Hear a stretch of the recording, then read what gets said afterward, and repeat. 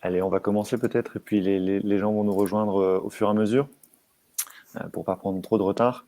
Donc globalement, pour vous présenter un peu ce webinaire, l'idée de ce webinaire est née d'une discussion avec Hervé et Camille, où en fait on s'est rendu compte globalement que Camille, en tant que CFO de Germinal, utilisait à la fois l'InPay, dont je suis le cofondateur, et Recouvrer.fr, le service développé et co-créé par Hervé.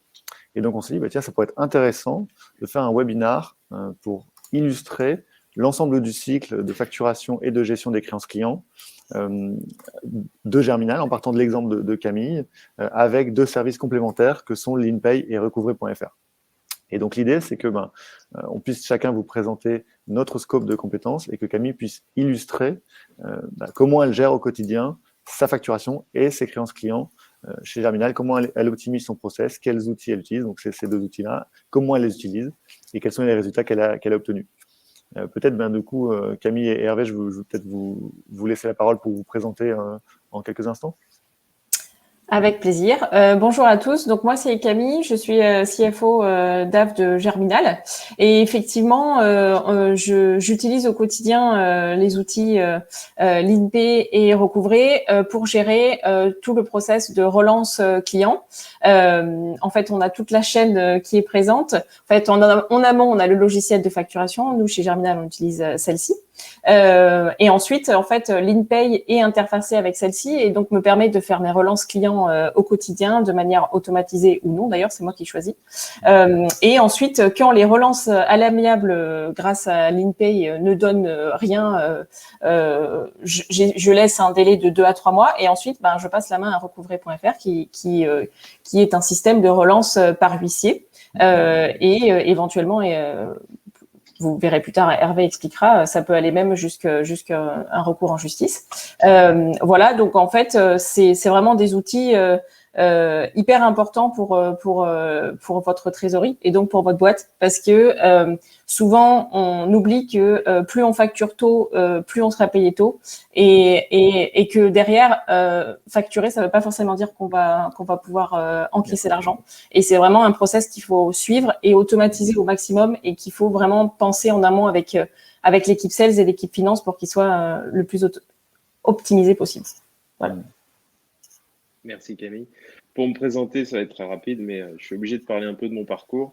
J'ai exercé pendant 10 ans comme huissier et en créant Recouvrer.fr l'an dernier, on avait souhaité vraiment rendre accessible le recouvrement par huissier à tous les petits entrepreneurs, toutes les PME, les TPE, tous ceux pour qui le recouvrement justement n'est pas naturel.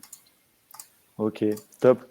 Et donc, globalement, ce webinaire va se dérouler en 3 temps, enfin, disons, en 2 grandes parties. Une première, on va vous exposer notre propos sur les différentes étapes du recouvrement. Et ensuite, on aura une session de questions-réponses avec vous pour pouvoir échanger ensemble sur vos problématiques. Et donc, dans cette première phase d'exposition des propos, eh bien, ça va être divisé en 3 temps. Camille va commencer par exposer comment elle facture chez Germinal, quels sont les points clés pour vraiment bien optimiser son processus de facturation. Une fois que la facture est créée, eh bien ensuite démarre la phase de relance client. Donc là, je prendrai le relais pour donner quelques clés sur comment relancer ses clients, quelles sont les bonnes méthodes et quels sont les bons moyens de paiement à proposer à ses clients. Et si jamais la facture n'est pas payée après cette phase de relance client gérée en interne par l'entreprise, eh bien là, c'est Hervé qui prendra le relais pour expliquer les différentes modalités du recouvrement à la fois amiable et judiciaire. Voilà, disons, les 3 temps. Et je laisse du coup la parole à Camille pour nous présenter comment bien gérer sa facturation en B2B. Oui, alors effectivement, donc ça c'est un élément clé. En fait, pour situer un peu le contexte, moi je suis arrivée chez Germinal début novembre, et à ce moment-là, la trésorerie était au plus bas, et c'était pas du tout parce qu'il y avait une baisse d'activité chez Germinal, au contraire, mais c'était parce que il y avait des trous dans la raquette dans le process de facturation. Non seulement il y avait des clients qu'on n'avait pas facturés, on avait oublié parce que les gens qui avaient l'information qu'il fallait facturer ne l'avaient pas donnée au service finance. Ou alors les dossiers, les prestations étaient en cours, mais en fait on n'avait pas encore facturé. On attendait potentiellement la fin de la mission, mais plus on attend tard, plus on sera payé tard. Donc et nous en attendant, on engage des charges, donc c'est vraiment pas optimal. Ou alors on avait facturé des clients et soit on leur avait pas envoyé des factures, soit on s'était pas assuré qu'on avait bien encaissé. Donc, on se retrouvait dans une situation de trésorerie très inconfortable alors que l'activité de la société était en pleine expansion. La première chose que j'ai fait quand je suis arrivée chez Germinal, c'est remettre tout ça à plat pour voir où étaient les trous dans la raquette. Donc, il a fallu que j'identifie toutes les missions qu'on n'avait pas facturées en parlant à toutes les personnes qui travaillaient sur des missions pour facturer au plus vite. Et puis, il a fallu que je pose sur table comment fonctionnaient nos missions et déterminer un process de facturation qui soit le plus optimal possible pour facturer le plus tôt possible et donc encaisser le plus tôt possible. Et ça c'est vraiment l'étape numéro 1, c'est remettre à plat son process de vente. Par exemple, qu'est-ce que je vends? Si je vends une prestation de service, sur combien de temps elle s'étale? Est-ce qu'elle s'étale sur une semaine, sur 1 mois, sur 3 mois, sur 6 mois? Si je vends une marchandise, est-ce que je peux l'expédier rapidement ou est-ce que c'est un process d'expédition qui est long, etc. Et en fait, déterminer à quel moment je peux optimiser pour facturer le plus tôt possible et donc être payé le plus tôt possible. Le mieux, c'est si vous avez des process de vente qui sont longs, des prestations qui s'étalent dans le temps, c'est de prévoir plusieurs facturations en fait, de demander un acompte, puis une situation en cours d'avancement et puis un solde à la fin. Il faut optimiser comme en fonction de votre activité, il n'y a pas vraiment de règles.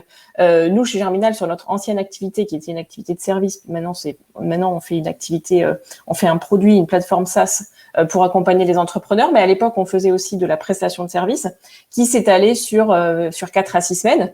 Donc, j'ai dit, maintenant, on facture un acompte de 50% au début de la mission et tant que le acompte n'est pas réglé, on commence pas la mission. Et puis ensuite, on facture 25% au milieu de la mission et 25% au solde. Et ça, c'est des choses qui se déterminent avec l'équipe sales aussi, parce que c'est eux qui connaissent les clients, c'est eux qui savent qu'est-ce qui peuvent être acceptés par leurs clients aussi. Donc, c'est vraiment un process à faire en amont avec son équipe sales et sensibiliser l'équipe sales là-dessus, parce que si vous n'avez pas l'équipe sales de votre côté, vous, l'équipe finance, vous les avez pas les clients en amont. Donc, vous pourrez rien faire. Donc, c'est hyper important de sensibiliser l'équipe sales là-dessus et de trouver un process qui convienne à tout le monde. Et du coup, que ce soit clairement, que l'équipe sales le dise très clairement aux clients dès le départ, en fait. Plus vous serez clair avec vos clients, plus vos clients n'auront pas de problème pour respecter les conditions qui ont été vues avec l'équipe sales. Donc, il faut clairement dire, voilà à quel moment on va vous facturer, voilà à quel moment il va falloir régler. Si c'est pas le cas, on stoppera la mission. Et ça, c'est vraiment hyper efficace. Là, déjà, ça vous règle, on va dire, 90% de vos problèmes de paiement de vos clients. Donc, vous les facturez le plus tôt possible et vous déterminez ensuite quels sont les délais de paiement que vous allez leur donner. Parce qu'une fois que vous avez facturé, généralement, on octroie des délais de paiement à ses clients. Le mieux, évidemment, c'est de le dire, vous payez sur facture. Mais il peut y avoir des activités où c'est pas possible, où on octroie un délai de 30 jours. Moi, je recommande de jamais aller au-delà d'un délai de 30 jours parce qu'après, ça devient vraiment compliqué pour la trésorerie, même si la loi LME autorise jusqu'à 60 jours, mais ça devient compliqué. Alors après, il y a des grands groupes. La plupart des grands groupes, c'est pas vous qui allez leur imposer les délais de règlement, c'est eux qui vont vous l'imposer. Et souvent, c'est 45 jours ou 60 jours. Mais ça, vous pourrez rien y faire. Mais sur les autres clients, les autres types de clients, vous pouvez très bien aussi exiger votre propre délai de règlement. Et il faut que l'équipe sales en parle en amont et que ce soit mentionné dans vos conditions générales de vente, que le client signe au moment où il s'engage avec vous. Et comme ça, c'est très clair dès le départ et vos clients vont voilà, dans 90% des cas, vous n'aurez aucun problème avec vos clients, vous avez été clair avec eux dès le départ, ils vont respecter. 10% restants, là, c'est là où on passe dans les potentiels problèmes où le client, soit, alors c'est très rare que vous ayez un client de mauvaise foi quand vous l'avez prévenu dès le départ. Ça peut être un client qui se retrouve face à des difficultés de trésorerie qu'il n'avait pas prévues, il peut pas vous payer. Et là, c'est là qu'intervient vraiment le process de relance et de suivi de vos factures clients. Et c'est là que j'ai voulu un outil qui puisse automatiser les relances, parce que s'il faut tout faire à la main, aller dans son logiciel de facturation, voir quelles factures ne sont pas réglées, etc., ça devient vite un enfer. Et clairement, ça va pas être rentable pour la société de passer son temps à aller relancer les factures. Donc, il faut vraiment optimiser ça. Et l'outil LeanPay, c'est un super outil parce qu'il est à la fois, il est interfacé avec donc mon outil de facturation, celle-ci, donc il récupère tous les infos de mes factures et si mes factures sont payées ou pas. J'ai rien à faire là-dessus, c'est automatique. Et ensuite, voilà, il y a Socrate va vous en parler, mais il y a des tableaux de bord exactement pour savoir, on peut paramétrer en fait ses propres relances, etc. Enfin, je vais pas rentrer dans le détail, Socrate va le faire, mais c'est très pratique pour savoir exactement quel client a payé, quel client n'a pas payé, comment les relancer. Et ça permet de moi je le fais tous les matins en fait, c'est mon premier le matin je me connecte à mon logiciel celle-ci, je récupère toutes mes opérations bancaires, donc je sais quel client a payé ou n'a pas payé, et ensuite l'info se transmet à l'INPE très rapidement, et je regarde quel client il va falloir que je relance, et tout ça avec des mails qui sont déjà renseignés, etc. Donc c'est très pratique. Et donc ça, oui, pardon. Et Mathilde, pardon, Camille, en amont du coup de ton cycle de facturation, est-ce que tu as des outils qui te permettent, parce qu'en fait du coup maintenant c'est du produit, mais avant c'était du service, et Ouais. donc facturer du temps. Oui. Est-ce que comment tu convertis en fait la gestion des temps en facture? Est-ce que c'est ton outil celle-ci qui te permet de faire ça de manière automatisée? Parce que tu vois, pour facturer vite, il faut être capable de transformer très rapidement une mission et donc un calcul de temps en facture. Comment est-ce que ça se passe à ce niveau-là? Alors nous à l'époque en fait c'était mission était packagée pour c'était pas on facturait pas au réel les heures en fait, c'était Okay. La mission ça va avoir telle équipe, telle durée et c'est tel prix. Donc on n'avait pas ces problématiques de suivi des temps. Par contre, on avait effectivement des problématiques de bien identifier toutes les missions qui étaient en cours pour être sûr de bien les facturer, parce que ça il y avait eu des trous dans la raquette. Et ça c'est quelque chose de très important. Donc nous on passe aussi dans celle-ci en fait où les commerciaux doivent faire des devis pour toutes les missions en cours. Forcément doit y avoir un devis, et donc dès que le devis est accepté par le client, moi dans celle-ci j'ai l'info que le devis est accepté et que je peux le facturer en fait. D'accord. Mais ça n'empêche qu'il peut quand même parfois encore y avoir des trous dans la raquette avec des éléments qui manquent, et là c'est vraiment c'est pareil, c'est vraiment à voir avec l'équipe sales et les équipes opérationnelles, mettre en place un process effectif pour être sûr que l'équipe finance, l'équipe administrative a bien l'info de quand facturer et comment facturer. Et ça, c'est un travail de longue haleine, c'est tous les jours. Même si vous mettez en place des process, il y aura forcément à un moment donné une mission qui va passer dans les trous de la raquette. Donc ça, c'est hyper important de bien définir ça en amont et de trouver les outils qui puissent s'adapter à votre activité et à vos besoins. Et il en existe des multitudes d'outils là-dessus. Je peux pas forcément en recommander un en particulier. Nous, on utilisait l'outil Forest, par exemple, qui est un outil américain, pour recenser toutes les missions en cours et savoir si elles étaient facturées ou pas. Ok, très clair. Voilà. Ok, bah écoute, merci beaucoup Camille. Donc en fait là, tu es arrivé au stade où globalement tu as facturé ton client. Oui. Et donc maintenant ta problématique, ça va être d'être payé. C'est ça. C'est ça. Et donc c'est là où globalement l'outil LeanPay va intervenir. C'est à partir du moment où globalement vous allez créer vos factures et votre problématique, c'est d'aller chercher l'argent chez votre client. Et donc c'est ce travail de relance client que vous effectuez au quotidien. Alors, avant d'entrer dans le détail vraiment des relances clients, je pense qu'il y a 2-3 éléments à avoir en tête pour bien effectuer ces relances, mais en amont. La première chose, c'est qu'il faut avoir d'abord de la visibilité sur son encours client. Donc, son encours client, c'est quoi? C'est globalement l'ensemble des factures que vous avez émises et qui n'ont pas encore été payées. Donc, votre encours client, il va être influencé par deux choses. Toutes les nouvelles factures qui vont être créées, d'un côté, qui va faire augmenter l'encours, et de l'autre côté, les paiements qui vont venir réduire le niveau d'encours. Et donc cet encours-là, si vous n'avez pas une visibilité presque en temps réel sur cet élément stratégique, vous ne pouvez pas bien relancer derrière. En fait. Parce qu'il faut d'abord avoir vraiment cette vision très claire sur quel client me doit combien, depuis combien de temps, avec la gestion des délais de paiement au quotidien. Donc ça, c'est vraiment important d'avoir cette vision vraiment en temps réel et d'être très clair avec des données fiables sur les niveaux d'encours client. Ça, c'est vraiment idéal. Et donc si ça peut être tous les jours, c'est encore mieux.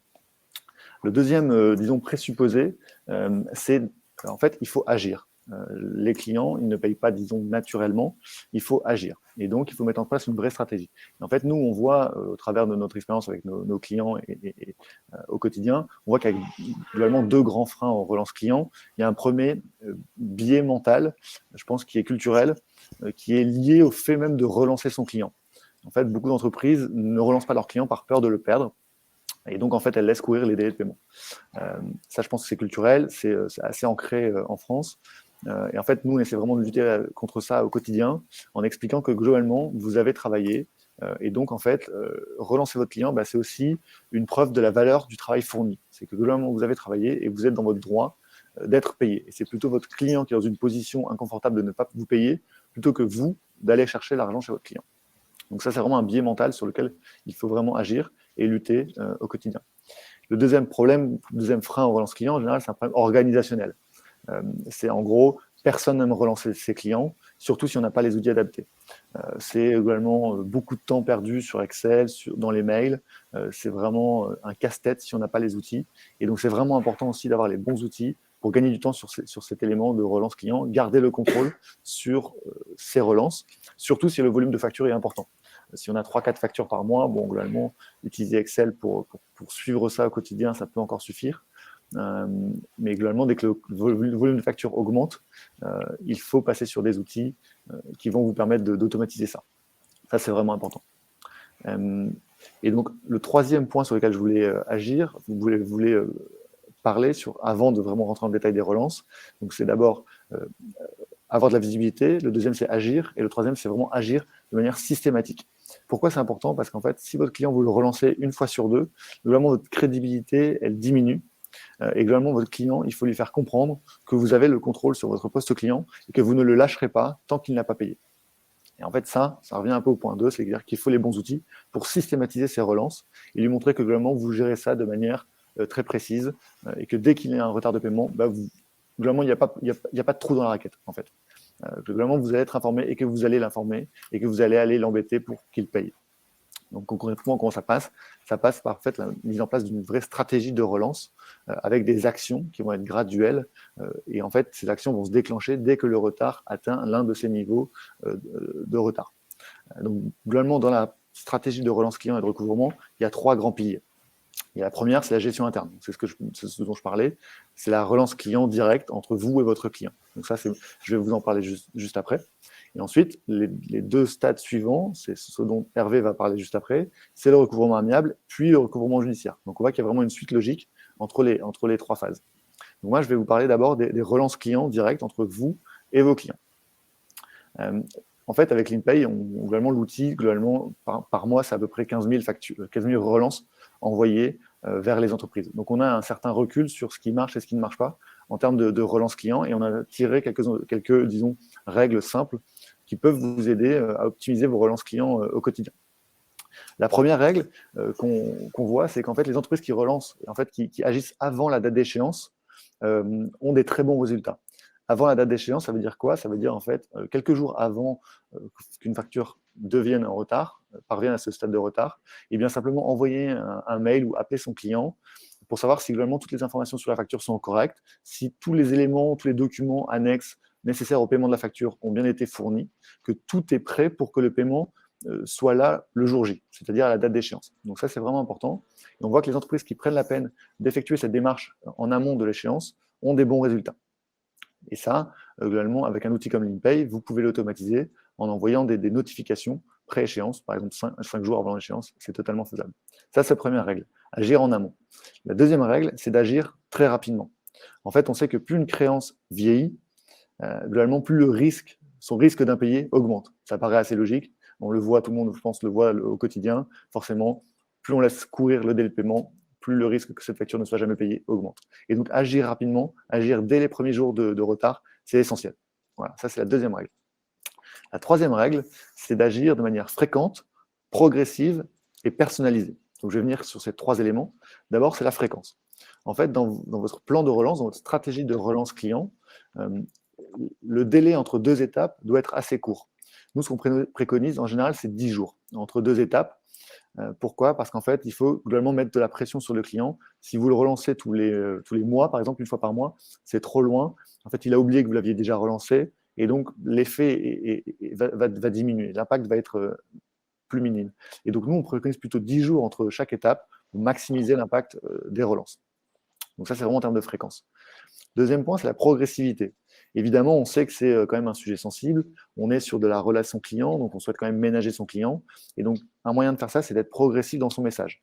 Le premier message va être très sympa. il faut quand même garder en tête que ça peut être soit un oubli, soit que le paiement peut être déjà parti et que vous ne l'avez simplement pas encore reçu en banque. Donc, il faut être très sympa dans ce premier message, simplement mentionner que potentiellement la facture n'a pas encore été payée et que voilà, on rappelle simplement que la facture est arrivée à échéance. Le deuxième message, on va être un peu plus formel, globalement rappeler qu'il y a une première relance qui a déjà été envoyée. Et le troisième, on va encore monter en intensité. Peut-être dire que disons le retard maintenant constaté devient inacceptable et commencer peut-être à évoquer des pénalités de retard. Alors, il y a deux types de pénalités de retard, globalement, sans rentrer dans le détail, mais vous avez une indemnité forfaitaire de 40 € que vous pouvez facturer à votre client s'il paye en retard. Et vous avez également des frais en cas de retard qui sont variables, donc qui dépendent du montant de la créance, du retard et du taux que vous avez appliqué dans vos conditions générales de vente. Donc ça peut être un troisième message. Et le quatrième message, et c'est celui que tu mentionnes, Camille, à tes clients, et toi tu fais même en amont, et c'est ça, je trouve ça très intéressant, c'est de dire que globalement, si le client ne paye pas, on va arrêter la relation commerciale. Parce qu'en fait, vous n'allez pas travailler pour rien. Et ça met un niveau de pression supplémentaire sur le client. Globalement, vous êtes son fournisseur, il a besoin de vous. Et donc, si vous arrêtez la relation commerciale, ça va le mettre dans une situation délicate. Et ça peut être encore un niveau supplémentaire de pression sur votre client. Cette progressivité, elle peut aussi se matérialiser dans le canal de communication. Au départ, on va utiliser des canaux classiques, l'email, le SMS, pour les premiers niveaux de relance, que ce soit en amont de l'échéance ou lorsque l'échéance est constatée. On va ensuite passer sur des canaux plus formels, on va l'appeler, qui est déjà un canal plus formel. Et ensuite, on peut passer sur du courrier simple ou du courrier recommandé pour les derniers niveaux de relance.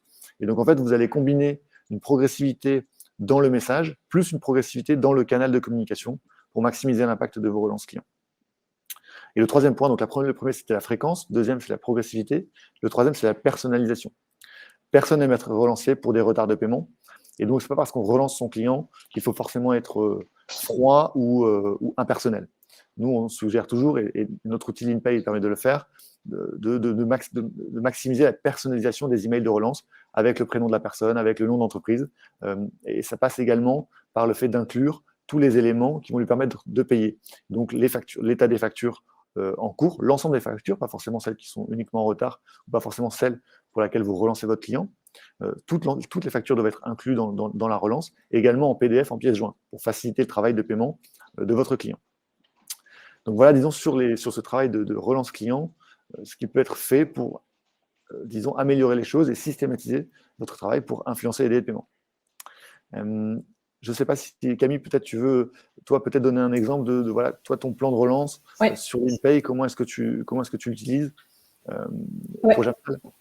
Tout à fait. Alors moi, du coup, alors nous, il faut savoir que toutes nos factures sont à un paiement, à règlement immédiat. Donc nous, du coup, on n'a pas la problématique de relancer le client avant l'échéance parce qu'en fait, quand je lui envoie la facture depuis celle-ci, en fait, je lui envoie la facture depuis celle-ci et je personnalise le mail d'envoi aussi dans celle-ci et je précise que la facture est payable à réception et je lui demande confirmation de paiement.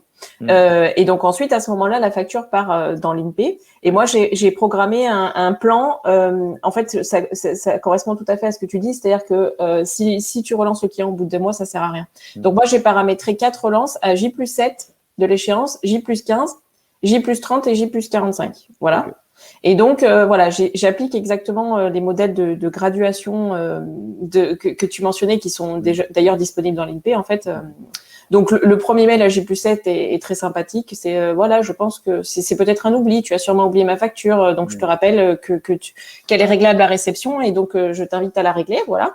J+15, c'est bon, malgré mes relances, t'as pas encore payé. Je te rappelle qu'il faut payer. Et après, par contre, J+30, J+40, effectivement, là, je mentionne, selon les modèles de LeanPay, je mentionne qu'il va y avoir des intérêts et que ça va potentiellement passer ensuite par des canaux légaux pour se faire payer. Généralement, à la première relance à J+7, ça a un effet immédiat. La plupart des gens payent ou alors ils répondent « Désolé, effectivement, j'avais oublié la facture », ils payent. Donc déjà, l'effet de la relance à J+7 est très important. Je dirais qu'avec cette relance, il y a déjà 90% des clients qui payent à ce moment-là. Ouais. Parce qu'il faut quand même pas oublier que, enfin, nous, en tout cas, on demande un règlement à réception de la facture c'est généralement normal que les gens ils peuvent pas payer en 2 jours. Souvent ils ont des process, ils ont dans les boîtes on paye une fois par semaine ses fournisseurs. Par exemple chez Germinal, moi c'est le cas, je paye tous les jeudis. Donc si tu m'envoies la facture le lundi, tu seras payé que le jeudi. Donc ça c'est normal et c'est normal du coup que le mail à J+7 soit tout à fait poli et qu'il ait un super effet. Si ça n'a pas effet, celui à J+15 il commence quand même à être un petit peu plus incisif et donc là il va bien fonctionner aussi. Pour expliquer, aujourd'hui, par exemple, on a trois dossiers qu'on a d'ailleurs passés à recouvrer.fr où les relances n'ont pas eu d'effet. Généralement, ce qui se passe, c'est il va y avoir 2 cas de figure. Les relances à l'amiable, soit la personne, en fait, ça peut arriver que le client fasse le mort, il répond pas. Donc là, effectivement, vous allez déployer le J+7, le J+15, le J+30 et généralement, moi, à ce moment-là, si le client fait toujours le mort, là, je fais un mail, moi, en dehors de LeadPay où je l'appelle et je dis qu'est-ce qui se passe parce que faire le mort, ça, par contre, ça me plaît pas beaucoup.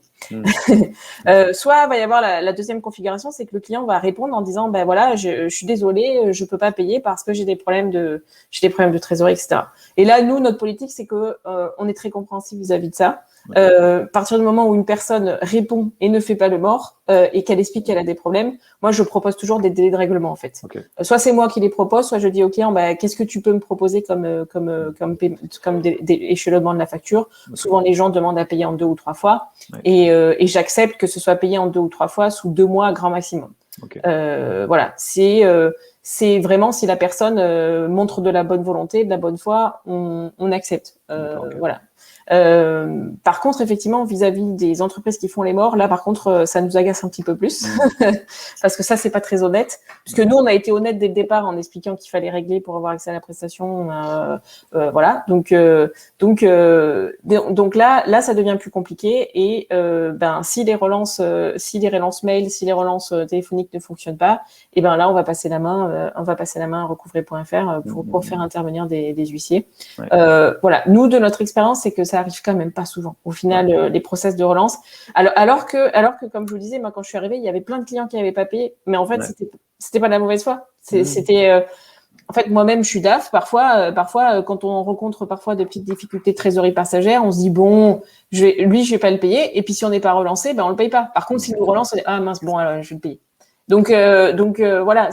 Et en fait, il faut pas avoir peur de sa relation avec que ça puisse détériorer ses relations avec ses clients. Si vous êtes honnête dès le départ, le client, il sait que vous travaillez pas gratuitement, en fait. Donc, il faut pas avoir honte de le relancer et de lui dire il faut que je sois payé. Enfin, je veux dire, lui-même, il a besoin d'argent pour vivre. Donc c'est quelque chose qu'il faut complètement assumer et qu'il faut et tant que c'est fait poliment, intelligemment entre 2 personnes qui se parlent. Voilà, il y a aucune raison d'avoir honte de mettre en place un tel process et les clients, on n'a jamais eu aucun souci avec les clients à ce sujet-là, quoi. Voilà. Et juste par contre, il y avait une petite question justement de Benoît qui demandait qu'est-ce qui prime sur les délais de paiement entre les conditions générales du prestataire ou les conditions générales du client. En fait, c'est un peu un rapport de force. Si vous vous retrouvez face à un grand groupe, c'est lui qui va vous dire je vais te régler à 45 jours fin de mois. En même temps, un grand groupe, en fait, c'est un rapport de force, mais surtout une analyse des risques de votre côté, en fait. Si vous êtes face à un grand groupe, il y a quand même très peu de chances qu'ils vous payent pas le grand groupe. Hein. Je veux dire, c'est des gens qui sont solides financièrement, donc ils vont finir par vous payer. Donc, faut vous dire, ok, moi je veux bosser avec ce grand groupe. C'est un gros contrat. Par contre, effectivement, pour ma trésorerie, je vais pas être payé tout de suite. Donc, c'est à vous de voir. Est-ce que ça m'intéresse ou pas? Avec les autres clients, c'est de la négociation commerciale en amont, c'est ce que j'expliquais. Donc, si vous dites à votre client, moi, je vais être réglé. Moi, ça m'est arrivé plein de fois. Hein, la plupart de nos clients, ils nous disent, moi, d'habitude, je paye à 30 jours. Je dis oui, mais nous, c'est pas ça. Et si c'est fait intelligemment par l'équipe sales en amont, il y aura aucun souci en fait. Et ça va être vos conditions qui vont pouvoir prévaloir. Donc c'est pour ça que j'ai insisté sur le fait que c'est vraiment l'équipe sales qui peut driver là-dessus parce que vous en tant qu'équipe finance, vous n'avez pas accès aux clients à ce moment-là, vous y avez accès après au moment où il faut facturer. Mais c'est vraiment en amont dans les négociations commerciales qu'il faut que ce soit clair. Et il n'y a que l'équipe sales qui peut le faire et pas l'équipe finance. Et ensuite, pour redire ce que tu disais tout à l'heure, c'est que le client, tant qu'on ne le relance pas, il ne paye pas, ce qui est une tendance naturelle. Et donc, c'est aussi votre propre organisation, le fait que vous le relanciez très vite, très rapidement, avec les bons moyens de paiement, les bons documents, et de manière très fréquente, qui fait que, globalement, il va aussi payer plus rapidement. Et peut-être pour rebondir sur ce sujet, sur la partie paiement, qui est aussi un vrai sujet dans le B2B, on voit que globalement dans le B2B, les paiements sont encore assez archaïques. Par rapport au B2C, il y a une énorme révolution sur les paiements où on peut payer en un clic avec un Lydia ou en un SMS. En B2B, il y a cette vague de révolution sur la partie paiement qui arrive, paiement en ligne, alors que ce soit par carte, par prélèvement automatique ou par virement bancaire instantané. Ça, ce sont des choses qui arrivent rapidement. Et nous, notre positionnement chez InPay, c'est de dire, en fait, le client, il faut lui proposer le bon moyen de paiement au bon moment. Et le bon moyen de paiement, c'est celui en fonction de votre secteur d'activité. Si vous avez des revenus récurrents, c'est du prélèvement automatique. Si c'est plutôt du one-shot, ça peut être du paiement par carte bancaire en ligne, sur une interface en ligne, ou du virement bancaire. Virement bancaire qui a l'avantage d'éviter les plafonds des cartes bancaires et le coût plus important du paiement par carte bancaire. Et nous, notre positionnement chez InPay, c'est de dire il faut le proposer au bon moment, le moyen de paiement. Et donc, typiquement, nous, en fait, ce qu'on estime, c'est que le bon moment, c'est le moment où en fait, la facture arrive à échéance. Lorsque la facture est émise, le client, il sait qu'il a 30 jours globalement pour payer. Et donc, il ne va pas payer au moment où la facture est émise. Mais par contre, arrivé à la date d'échéance, c'est là où vraiment il est le plus enclin à payer parce qu'il sait que le délai de paiement est arrivé à échéance, on lui rappelle. Et donc, c'est à ce moment-là qu'il faut lui proposer le bon moyen de paiement. Et donc, c'est pour ça que nous, chez InPay, on inclut en fait toujours un lien de paiement dans les mails de relance vers le client final qui lui permet d'accéder sur un portail en ligne et de choisir les factures qu'il souhaite payer, que ce soit par virement et demain par prélèvement ou par paiement par carte bancaire. Donc voilà, pas forcément trop rentrer dans le détail de ces briques de paiement qui évoluent beaucoup en ce moment, mais c'est aussi un vrai sujet. L'idée derrière, c'est que les clients ne sont pas tous de mauvaise foi, comme tu le dis, Camille, et que leur simplifier la vie, simplifier le process de paiement, va aussi avoir un impact sur les délais de paiement pour vous. Voilà. Et donc, globalement, pour synthétiser sur cette partie relance client, je te rejoins, Camille, sur ces phases de relance qui peuvent être très efficaces. Nous, on voit chez InPay que globalement, 97,5% des factures sont payées dans ce cycle de relance client géré directement entre l'entreprise et son client. Et il reste donc cette marge de factures qui ne sont pas payées, qui donc sont passées, par exemple, en litige sur l'InPay, et donc qui vont derrière être prises en main par Hervé, par des acteurs vraiment spécialisés sur le recouvrement, pour aller chercher de l'argent chez ces clients-là également. Et donc, je passe la main à Hervé qui va nous présenter à la fois le recouvrement amiable, externalisé, et le recouvrement judiciaire. Merci Socrate. Je me demandais justement si tu donnerais les chiffres. C'est très intéressant parce que nous, on intervient justement sur ces 2,5% de factures qui posent vraiment problème. C'est notre spécialité. Donc, on est conscient qu'on intervient sur une faible partie des dossiers et on apporte une méthodologie qui va être un peu plus musclée, justement, dans cette graduation du discours et dans cette graduation du recouvrement. Le recouvrement, au risque de vous surprendre, on vient déjà d'en parler pendant 37 minutes, puisque le recouvrement, c'est déjà ce que fait Camille et ce que propose l'InPay. Le recouvrement amiable, il peut se définir comme toutes les opérations de relance qui vont se faire sans décision de justice, qui vont se faire sur des méthodologies commerciales, sur des stratégies de relance. Et le recouvrement amiable, on est convaincu qu'il doit commencer dans l'entreprise. Donc, au risque de vous surprendre aussi, notre objectif n'est pas de faire augmenter le taux d'impayé pour avoir plus de dossiers.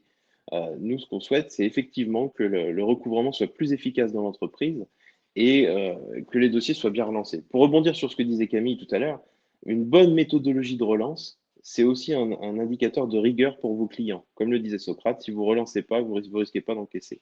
Donc, le client, il attend de voir aussi si vous êtes organisé. Sur le recouvrement amiable, donc une grande partie effectuée directement dans l'entreprise, on en a parlé.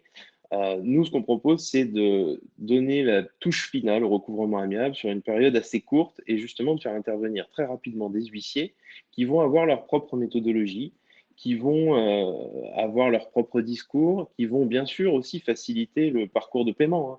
Tout ce que disait Socrate, nous, c'est des méthodologies qu'on met en place tous les jours sur le prélèvement automatique, sur le virement immédiat. Et la simplification et l'absence de toute friction au paiement, c'est une priorité absolue. Donc, on va mettre cette touche finale au recouvrement amiable. Et puis, on ne va pas se mentir, hein, l'entête de l'huissier, le tampon, la Marianne, ça a quand même un effet. Et ça permet encore d'aller chercher la moitié, entre 40 et 50% des dossiers qui arrivent directement en litige.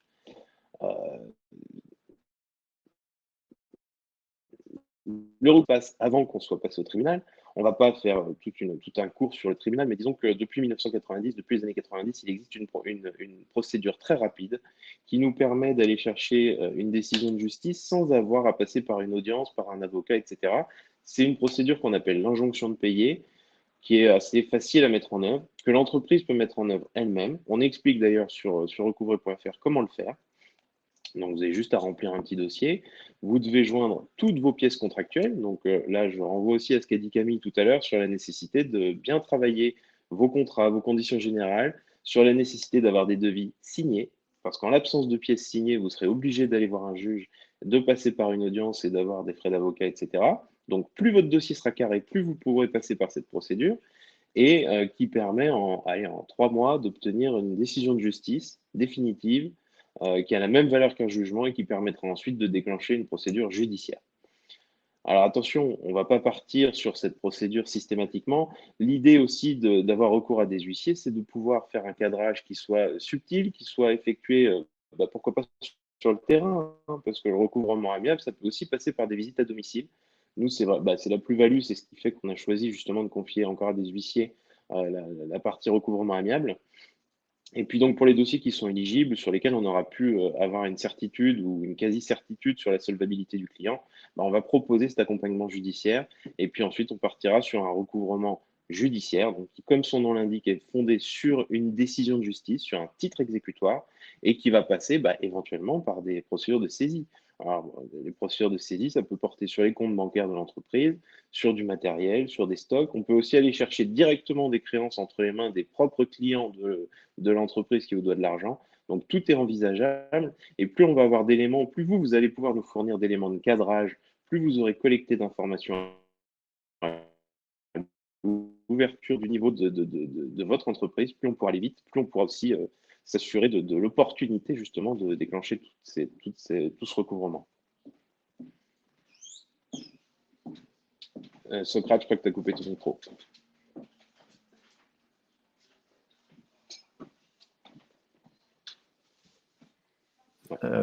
Hervé, je pense qu'on a une question sur le montant minimum d'encours que tu acceptes pour les dossiers. En recouvrement amiable, on n'a pas de minimum. On a déjà travaillé pour des créances à 20 € pour des médecins, par exemple. Okay. On les rentre en masse. Ensuite, on ne mettra peut-être pas en œuvre toutes les mesures possibles. Et effectivement, faire une visite domiciliaire d'huissier pour une créance à 20 €, ça, on ne peut pas.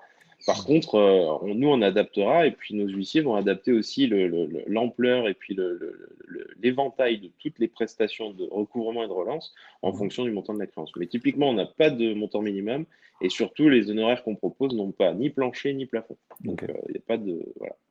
Et le coût, du coup, de passer par alors soit ta solution amiable, soit la partie judiciaire, est-ce que tu as un ordre de grandeur peut-être à nous donner? Bien sûr. Sur la partie amiable, on a fait le pari de proposer des honoraires de résultat, c'est-à-dire que pas d'encaissement, pas de facturation, pas de frais. On a fait le pari, on a réussi à négocier avec nos huissiers une convention assez intéressante. Donc, on propose ça pour 12% hors taxe, pour 10% hors taxe, donc 12% TTC des montants encaissés, sans distinction. Sur la partie judiciaire, on reste sur le même taux d'honoraire. Ensuite, les frais de recouvrement judiciaire, techniquement, sont censés être à la charge du débiteur. Donc, ils viennent s'ajouter à sa dette. En plus des pénalités, de l'indemnité forfaitaire, etc. On gère au mieux l'opportunité de partir sur du judiciaire parce qu'effectivement, en cas au client d'assumer les frais, donc il a déjà un impayé, potentiellement on va lui envoyer une facture d'huissier, alors même si les frais sont tarifés, ça peut monter assez vite en fonction de ce qu'on fait. Donc là aussi, toute notre plus-value, tout ce qu'on apporte, c'est le choix éclairé de l'opportunité des poursuites qu'on va engager, une bonne analyse de la solvabilité du débiteur pour éviter d'aller perdre de l'argent et d'aller engager des démarches qui seraient inutiles ou infructueuses. Ok.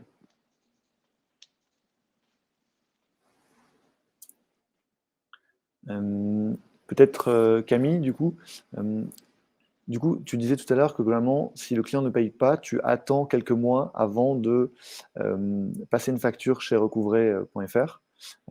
Pourquoi est-ce que tu attends ce délai-là entre la phase où globalement tu as relancé via l'InPay et le passage au judiciaire ou à l'amiable, enfin externalisé amiable ou judiciaire? Alors, c'est vraiment au cas par cas en fonction des dossiers. En fait, ça dépend en fait si j'arrive à avoir des nouvelles facilement du client. ou pas. C'est vrai que si le client ne répond pas du tout, je vais relancer régulièrement du coup, et au bout de 2 mois de relance sans réponse, là je vais passer la main au Recouvrer.fr. Par contre, si c'est un client qui était de bonne foi et qui a essayé de négocier des délais de règlement que j'avais accordés et que finalement il peut pas honorer, ça peut prendre un tout petit peu plus de temps parce qu'on s'était déjà mis d'accord en amont pour des dérèglements sur 2 mois, qui peut pas respecter, etc. Donc voilà, ça dépend de la configuration, ça dépend de la potentielle bonne foi du client en face en fait, et de si je sens que on va pouvoir arriver à un accord sans passer par un huissier, ou si je sens que ça va être compliqué. Donc voilà, je pense qu'il faut vraiment adapter en fonction de la relation et des échanges que vous avez avec le client. Mais je pense que vraiment l'intervention d'un huissier, ça a quand même, c'est un effet très important, et je pense qu'il faut pas le faire trop en amont non plus, parce que ça peut potentiellement avoir des effets sur votre relation long terme avec le client si vous voulez le garder. Après, si c'est un client que de toute façon vous voulez plus garder, voilà. Mais il faut juste penser qu'effectivement, faire intervenir un huissier, comme disait Hervé, ça a quand même un impact psychologique, parce que là, la personne, elle reçoit des documents tamponnés officiels, et donc ça peut fortement dégrader la relation avec votre client si vous n'avez pas tout tenté en amont d'abord, quoi, avant d'en arriver là, quoi. Voilà. Très clair. C'est ça. Sur le délai de transmission, c'est une question de feeling.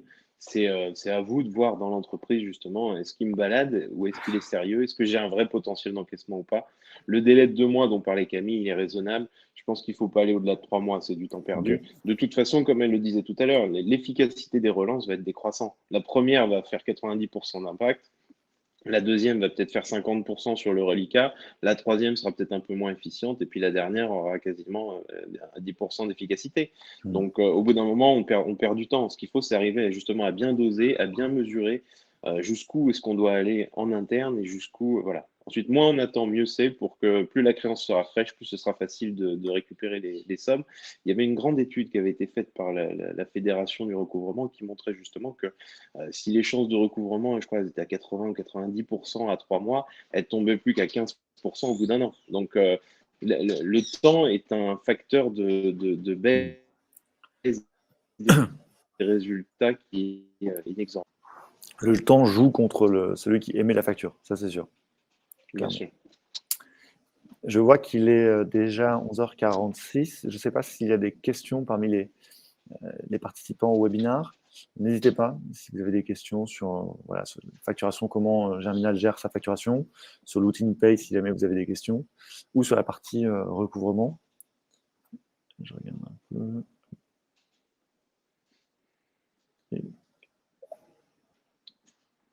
Ah, oui Benoît.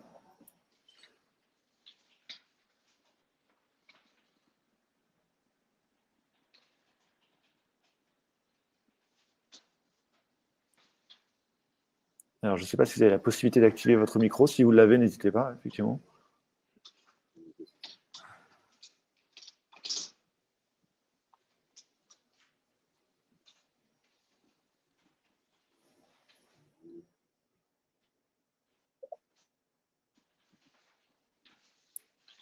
Merci Camille. Bonjour. Bonjour. Bonjour. Bonjour. Je reviens sur ce que Socrate a développé au début sur les 3 points, donc la vision très claire, l'agir et le côté, je veux dire, systématisation du système. Sur le point de la vision très claire, donc en amont, avant donc la mise en place du service ou de la vente du produit quelconque, y a-t-il un moyen que vous conseilleriez pour s'assurer, je veux dire, de la fiabilité du client qu'on va facturer? Je fais abstraction évidemment du client historique qu'on connaît, même qu'on croise tout le temps. Donc voilà. Mais à partir du moment où on doit facturer à une entreprise dont on ne connaît encore rien, qu'est-ce que vous conseilleriez? Une plateforme accessible qui donne une évaluation, un pourcentage, un genre de Oui, tout à fait. curseur. Oui, tout à fait. Alors, historiquement, vous avez les notations classiques. Donc là, on parle bien d'évaluer la solvabilité financière d'une entreprise en amont d'une relation commerciale avec elle, hein, c'est bien ça? Oui, c'est ça, afin de Ok, ouais. savoir si le déclenchement d'un Ouais, paiement tout à sur fait. facture, voilà, parce Mm. que c'est aussi, enfin, je crois qu'on l'a évoqué, mais très brièvement, le fait, et ça revient énormément sur ce qu'on a dit sur le lien entre l'équipe sales et finance, Mhm. le fait de pouvoir dire au client, bah oui, écoute, je vais t'octroyer le paiement sur facture, bien sûr, Mhm. ça joue énormément dans la relation Bien commerciale sûr, aussi, et voilà, le client se sent quand même beaucoup plus à l'aise que dira, je dois claquer 2000 boules là tout de suite, bien ça sûr. m'arrange pas, quoi. Non, c'est sûr. Voilà. Vous Donc, avez disons, les notations classiques, historiques, j'ai envie de dire. Donc, par exemple, les notations Banque de France, ce genre de notations qui sont en fait basées, c'est des notations basées sur le bilan des années précédentes des mhm, entreprises. mhm, Donc, globalement, alors ça a un certain intérêt, c'est que globalement, vous allez voir si globalement cette entreprise-là a un bilan solide. Mais en fait, c'est arrivé très vite à sa limite parce que globalement, Auchan, par exemple, c'est un exemple parmi d'autres, va avoir effectivement une très bonne notation Banque de France, évidemment. Après, est-ce que pour autant Auchan va vous payer rapidement Je ne sais pas. oui, voilà. Et donc, en fait, se sont développés des nouveaux outils qui permettent d'avoir une vision beaucoup plus en temps réel des délais de paiement. Et c'est notamment, par exemple, je pense à Credit Safe, par exemple, qui est un outil en ligne. Je crois que vous pouvez accéder à des notations. Je crois que les premières notations sont offertes. Et donc, vous pouvez taper le SIRET d'une entreprise et avoir la situation. Je crois même qu'il y a un rapport sur cette entreprise. Et c'est des notations qui sont beaucoup plus en temps réel que des notations historiques type Banque de France. Oui, c'est ça. Voilà. Et au-delà de ça, c'est pour ça que je recommande souvent d'essayer de faire en sorte d'être payé, si c'est une prestation long terme, d'avoir perçu le plus possible avant la fin de la prestation. Parce qu'un client, vous allez avoir plus de moyens de pression sur lui tant que vous n'avez pas fini la mission. Moi, ça m'est arrivé plusieurs fois de leur dire, là, vous payez pas, on arrête la mission. Et quand vous nous paierez, on recommencera. Et là, ça a un impact beaucoup plus important qu'un client à qui vous avez délivré ce que vous deviez délivrer et que vous lui demandez de payer. Là, c'est toujours là où j'ai eu des problèmes, moi. C'est sur les soldes. C'est pas sur les encours parce que je lui dis je vais arrêter la prestation, il va payer. Même s'il a des problèmes de trésorerie, généralement, il va quand même payer. Par contre, une fois qu'on a fini la prestation et qu'on lui demande maintenant, il faut payer. Bon, là, je veux dire, il a eu ce qu'il voulait, donc ça va être plus compliqué. C'est pour ça qu'il faut vraiment limiter au maximum le solde qui reste à payer à la fin de la prestation. Il faut vraiment limiter au maximum. Nous, chez Germinal, sur l'ancien modèle, c'était 25% juste. Donc, on limitait quand même beaucoup le risque. Donc voilà, c'est vraiment quelque chose qu'il faut garder en tête parce que vous aurez beaucoup plus de moyens de pression avec votre client pendant que la mission est encore en cours qu'une fois qu'elle est terminée. Ça, c'est évident.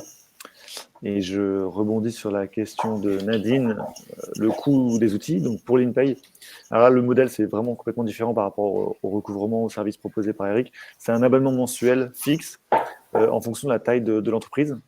Donc globalement, si une entreprise fait entre 1 et 5 millions d'euros de chiffre d'affaires annuel, l'outil coûte 95 € par mois. Voilà, et c'est fixe. Donc ça va. Et c'est fortement rentabilisé par rapport à si vous prenez le coût horaire de quelqu'un dans votre équipe qui relance manuellement. Je vous fais pas un dessin, mais ça va vite aller au-delà de 95 € par mois. Ouais, non, c'est sûr. Et globalement, on a quelques stats de clients qui nous ont donné des comparatifs avant et après, notamment une entreprise qui nous disait globalement avant, pour gérer les relances clients, ça leur prenait une semaine. Donc la personne qui était en charge de ce travail, ça lui prenait une semaine chaque mois pour gérer les relances clients du mois précédent. Avec l'InPay, désormais, ça lui prend 2 heures par mois. Donc forcément, elle est passée de une semaine à 2 heures. Et donc forcément, le travail qu'elle peut faire à côté, c'est être en relationnel avec le client, comprendre les problématiques du client, travailler en amont sur les délais de paiement, par exemple, tout ce que Camille évoquait. Mais encore faut-il avoir le temps pour faire ça. Et donc, d'où l'intérêt d'automatiser la partie relance client, quoi. Voilà. Je ne sais pas s'il y a d'autres. Je peux vous mettre le lien vers le. Moi, c'est pas une question, mais c'est juste un échange, un retour d'expérience. C'est au niveau de ce qu'on a dit tout à l'heure, donc de tout le process, que ce soit la relance interne, puis le recouvrement à l'amiable et le recouvrement par huissier. Je veux dire, là où je travaille, c'est exactement ce qui est déjà mis en place aussi. Et c'est dur à mettre en place au début parce qu'on bouleverse tout un système, c'est évident. Mais je veux dire, une fois que le client ou la clientèle, les clients se sont mis dans ce système, je vais dire, je rejoins ce que Camille disait tout à l'heure, c'est que là, ils reçoivent leur mail à J+7, wow, ça y est, j'ai déjà l'alerte, et ça se réveille, ils savent que le système est en place et qu'ils sont dedans, et ça fonctionne vraiment très bien, et c'est ce qu'on a dit, il faut vraiment pas avoir peur, faut y aller, il faut vraiment se lancer, c'est vraiment bien. Et ceci a de gratifiant, une limite de vertueux, c'est que le système se vit par lui-même et s'améliore à chaque expérience client un petit peu plus hors norme ou anecdotique. Et du coup, un nouveau client qui va arriver dans le business, je dirais, il s'imbrique dans ce cycle et dans ce système. Je veux dire, ça ne pose même plus de problème pour ces nouveaux clients qui vont arriver et qui disent ah oui, chez vous ça fonctionne comme ça, bon ben ok, et on avance quoi. Oui, tout à fait. Et c'est tout à fait ça. En fait, les clients ne vont pas mal percevoir d'avoir une relance sympathique à J+7 qui leur dit qu'il faut payer. Ils vont justement se dire ah oui bon ben là je sais que j'ai quelqu'un en face qui suit ses créances et qu'il va falloir que je paye rapidement. Et c'est jamais mal perçu par aucun client de rentrer dans un process officiel de relance à partir du moment où elles sont correctement paramétrées, voilà, que les mails sont tout à fait corrects et sont pas directement agressifs. Tu m'as pas payé. C'est aucunement mal perçu et effectivement, au contraire, ça a plus un effet de bon, ok, j'ai en face de moi quelqu'un de sérieux qui suit tout ça, donc voilà, ça pose ça continue à poser les bases d'une relation qu'on a déjà posée en amont et ça roule sans problème quoi. Ouais. Je rejoins aussi sur ce qu'on a dit tout à l'heure, c'est que le côté amiable avant d'arriver, je veux dire, à l'étape recouvrement, mais simplement un dialogue, un coup de téléphone, ça change vraiment tout. Remettre de l'humain dans un système aussi froid que le financier, ça change vraiment tout. Que je dis, bah, écoutez, vous allez me dire pourquoi vous n'avez pas payé, bah, écoutez, j'ai pas reçu la facture, c'est pas moi qui gère, etc. Mais ça permet d'améliorer aussi, dire, bah, écoutez, où est-ce que je peux le renvoyer les fois suivantes, à qui je dois m'adresser, donnez-moi le numéro à qui je peux appeler pour régler le problème. Et c'est très souvent aussi chez les grands groupes, on en parlait, c'est vraiment... c'est écoutez, moi je passe juste la commande, je suis au service marketing, votre facture, c'est pas moi qui la gère. Et c'est un peu, voilà, vous facturez, mais débrouillez-vous après. C'est pas toujours évident, mais voilà. Oui, il faut avoir le bon interlocuteur de facturation dès le départ. Ça, c'est aussi quelque chose où j'ai sensibilisé mes équipes sales dessus parce que si on envoie la facture à la personne qui a passé la commande, elle va tomber dans l'oubli. Elle va tomber dans l'oubli et quand il va y avoir et si vous relancez pas la bonne personne, ça va tomber dans l'oubli aussi. Donc ça, c'est hyper important de bien sensibiliser que dans les grands groupes, notamment, l'interlocuteur de la facturation, c'est pas l'interlocuteur que l'on a en direct, quoi. Voilà. Ouais.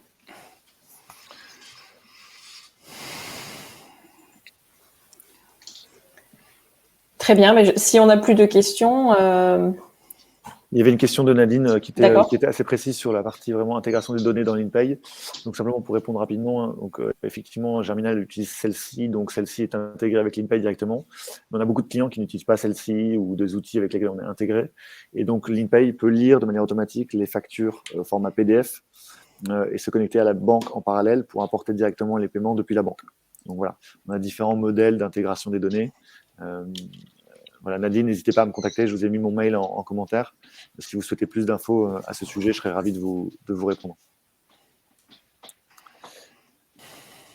Bon, bah, écoutez, un grand merci à tous et à toutes.